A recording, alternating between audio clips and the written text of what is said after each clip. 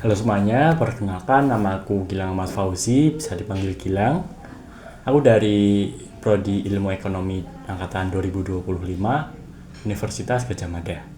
Dan pada video kali ini, aku akan membahas salah satu isu yang cukup dekat dengan banyak lulusan perguruan tinggi hari ini, yaitu tentang efektivitas program magang nasional dalam membantu lulusan perguruan tinggi masuk ke dalam dunia kerja formal. Kalau kita ngomongin lulusan perguruan tinggi hari ini, masalahnya sebenarnya bukan sekedar ada atau enggak adanya pekerjaan, tapi lebih ke masuk ke sektor kerja formal itu makin lama makin susah. Banyak lulusan yang secara akademik baik-baik saja, lulus tepat waktu, bahkan IPK-nya rata-rata tinggi. Tapi begitu mereka masuk ke fase mencari kerja, mereka mentok.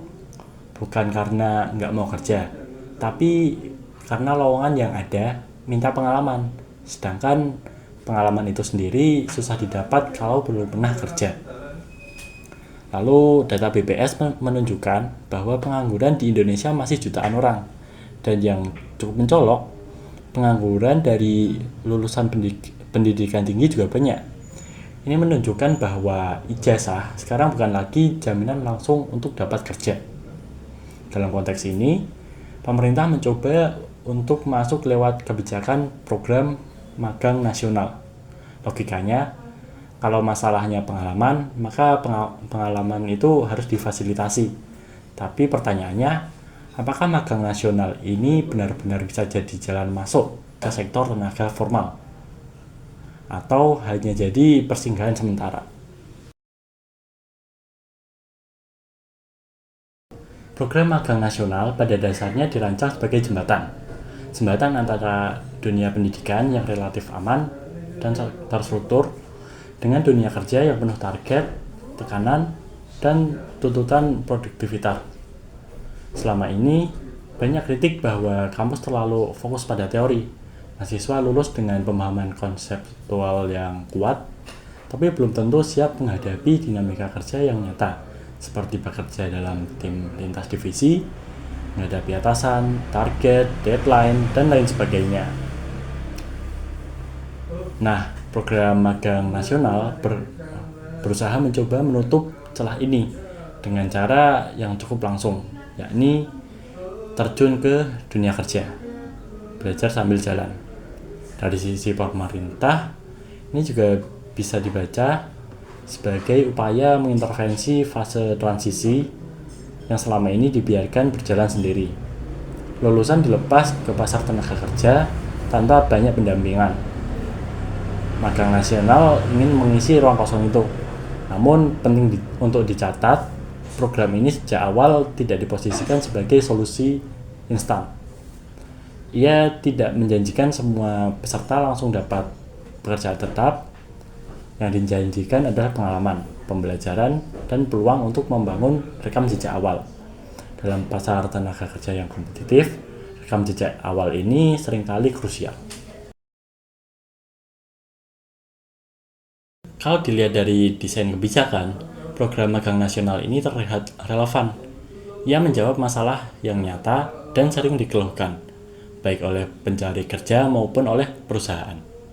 Bagi perusahaan, merekrut fresh graduate seringkali dianggap berisiko. Mereka butuh waktu dan biaya untuk melatih.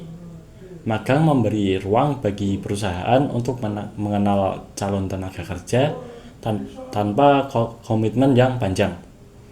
Bagi peserta, ini adalah kesempatan untuk memahami dunia kerja tanpa langsung dibebani tanggung jawab penuh, seperti pekerja tetap. Namun, relevansi secara konsep tidak otomatis berarti efektif secara praktik. Tantangan terbesarnya ada pada kualitas pengalaman magang itu sendiri. Magang bisa sangat bermanfaat jika peserta benar-benar dilibatkan dalam proses kerja, diberi bimbingan, dan mendapat umpan balik. Tapi magang juga bisa jadi sekedar rutinitas administratif jika tidak dirancang dengan baik. Selain itu, skala program juga perlu dilihat dengan kacamata yang lebih realistis. Puluhan ribu peserta tentu berdampak pada individu yang ikut. Tapi jika dibandingkan dengan jumlah lulusan baru tiap tahun, program ini tidak mungkin menyelesaikan semua masalah ketenaga kerjaan yang ada. Artinya, magang nasional sebaiknya dilihat sebagai salah satu alat kebijakan, bukan sebagai jawaban tunggal. Program magang nasional kemungkinan paling membantu lulusan yang sebelumnya kesulitan menembus dunia kerja formal. Mereka yang tidak punya jaringan kuat, tidak berasal dari kampus besar, atau berasal dari daerah, sehingga bisa mendapatkan akses yang sebelumnya tertutup. Bagi kelompok ini, magang bisa menjadi pengalaman pertama yang sangat menentukan. Mereka belajar bagaimana dunia kerja beroperasi, bagaimana komunikasi secara profesional, dan bagaimana menghadapi tuntutan kerja yang nyata. Dalam banyak kasus, pengalaman ini bisa meningkatkan kepercayaan diri mereka dan daya saing mereka. Namun, di sisi lain, ada resiko yang harus diwaspadai.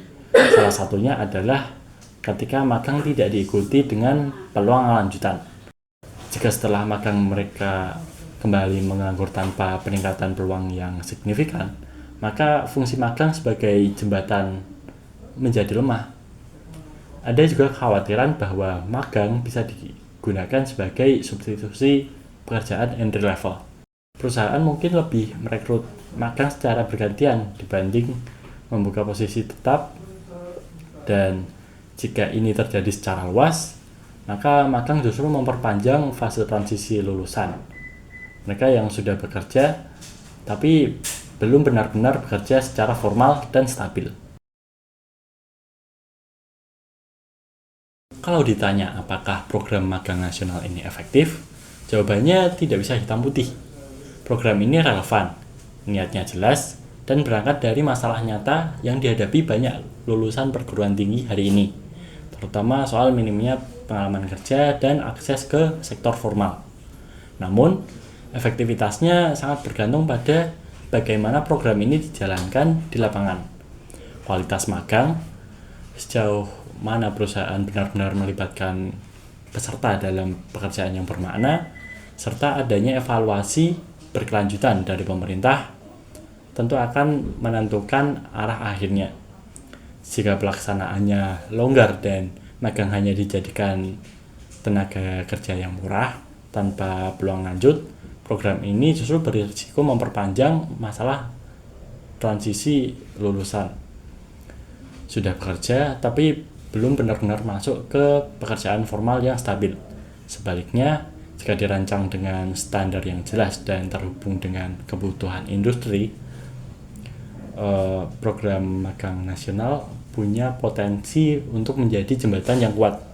Tapi jembatan ini hanya akan bekerja kalau dunia pendidikan dan dunia kerja benar-benar tersambung. Dalam konteks itu, program magang nasional seharusnya tidak hanya dinilai dari seberapa banyak peserta yang terlibat, tapi seberapa besar peluang yang tercipta setelah program selesai. Karena pada akhirnya, tujuan kebijakan ini bukan sekedar memberi pengalaman kerja sementara, melainkan memastikan lulusan perguruan tinggi bisa benar-benar punya jalan masuk ke dunia kerja formal yang layak dan berkelanjutan. Sekian dari saya yang dapat disampaikan. Menurut kalian gimana? Kalau ada tanggapan, boleh komentar di bawah.